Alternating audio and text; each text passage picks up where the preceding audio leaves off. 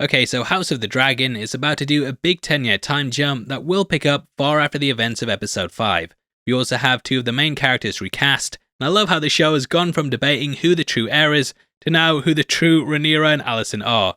The trailer for episode 6 has a lot going on with it, and throughout this video we're going to be breaking it all down and going through what we think is going to happen based off the books. Because of this, there's going to be big spoilers, so if you don't want anything ruined, then I recommend that you turn off now. Pledge allegiance to Viserys Spoilgarian by hitting the subscribe button, and don't forget to smash the thumbs up like it's Lady Rhea's head. With out of the way, thank you for clicking this. I'm going to play the trailer first, and then we'll get into everything that we think happens in it. We should address the latest developments in the Stepstones, my lords. Where, I wonder, is our Prince Daemon? It was a decade ago, and he has since left the region undefended. We have left it undefended. My queen? What are children but a weakness? Through them you imagine you will persist forever. You will be our king. We are the blood of old Valyria. But for them, you surrender what you should not. A father compromised by the acts of a son. To have one child like that is a mistake. To have 3 is an insult. People have eyes. The consequences of an allegation like the one you twirled would be dire. Dracarys! Okay, so as mentioned earlier, we pick up 10 years after the events of episode 5.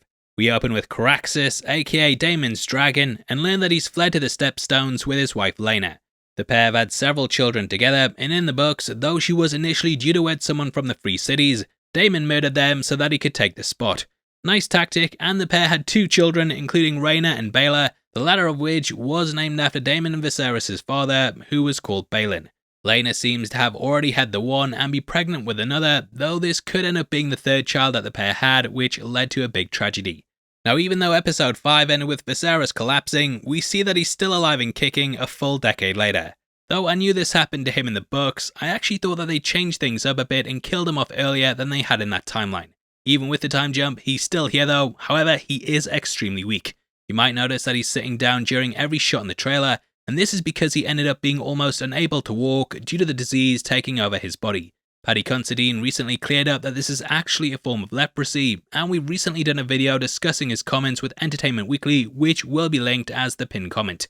That's on our Clips channel, which I hope you guys subscribe to, and make sure you hit up that video right after this. Anyway, this is starting to cover his face, and he looks like how I feel after staying up until 3 AM to post our 20-minute episode breakdowns. But I digress. Now, the big thing that he's getting angry about in this teaser is that people keep suggesting that Rhaenyra's children are bastards and that they don't actually belong to Laenor. This is who she wed in the last episode, but he was more Gaynor than Laenor. Cut that, I'll definitely get cancelled for that. Now, to set the stage, the books go into this in a lot more detail, and they said that after Criston Cole rejected Rhaenyra, that she ended up running off into the night, which is where she bumped into Harwin Strong. He ended up taking her virginity, and due to her marriage with Laenor having a hall pass in it, she started to have an affair with him. Though Criston turned her down, he still loved her, but this and the wedding proved too much, and he ended up growing bitter and twisted. This pushed him into becoming Alicent's royal protector, and he became a staunch supporter of the Greens. Harwin ended up becoming Rhaenyra's lover, and the pair ended up having several children together. Now, why this caused a lot of issues is because she of course married Laenor, but you could see that the kids weren't related to him at all. The Valyrians of course have long white hair, and I think they might even tie it into the character's race. Though there were cries of the show going woke when the Valyrians were revealed, I actually think this adds another dimension to it. Rhaenyra's kids are whiter than Jesse Nelson, and they don't even have a little mix, so it's clear that they're Harwins, which is a big rumour that Viserys has to shut down. Kind of feel sorry for the guy, and every week he's like, "Oh shit, here we go again." Now this of course angers Alicent, and we see several of her kids in this new look. They all knew the kids were bastards and therefore illegitimate heirs, but the Strongs were actually regarded as being the next in line due to the promise made to the Valyrians. It causes a lot of problems, and I think we might even see Harwin Strong striking Criston at one point. In the books, Criston ended up kicking the crap out of him at one of the wedding tournaments, and he broke both his collarbone and elbow. This led to him being called Harwin Breakbones, and they should call me Harwin Breakdowns, eh? Boo! You suck! Now ironically, Harwin and Rhaenyra could have been married without all this controversy surrounding them if his dear old dad had have suggested him as a suitor during episode 3. Harwin is known as the strongest man in the Seven Kingdoms, and he's going to be a big character going forward. Now Alicent is also wearing green, and her and Rhaenyra are now clearly enemies. In the books, it was said that the pair never got along, but I'm glad they made them friends first so that we get even more drama when they fall out with each other.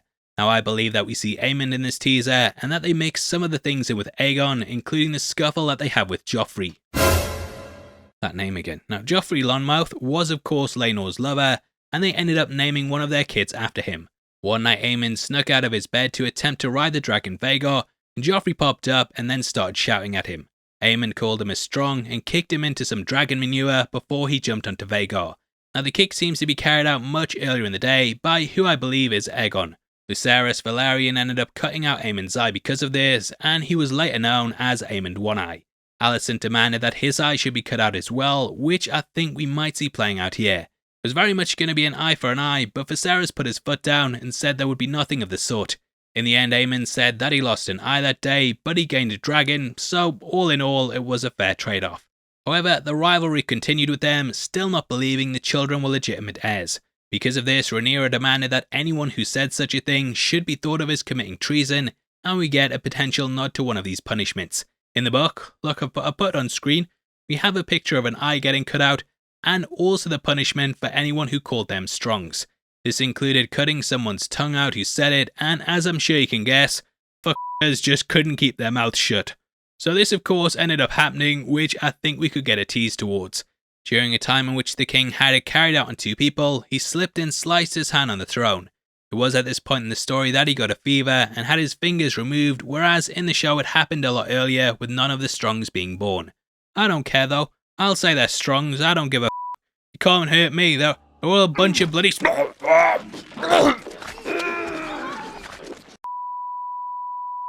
Now rumours of this of course still persisted, and I think there's a lot going to happen in this upcoming episode.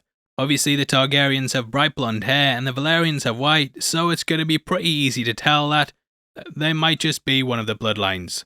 I think this is what angers Alicent so much, as she's well aware of the illegitimacy of it, and it's even more frustrating because her and her father gave up a lot to get their kids on the throne. Now on the other side of this are Daemon and his wife, who too see themselves as being legitimate.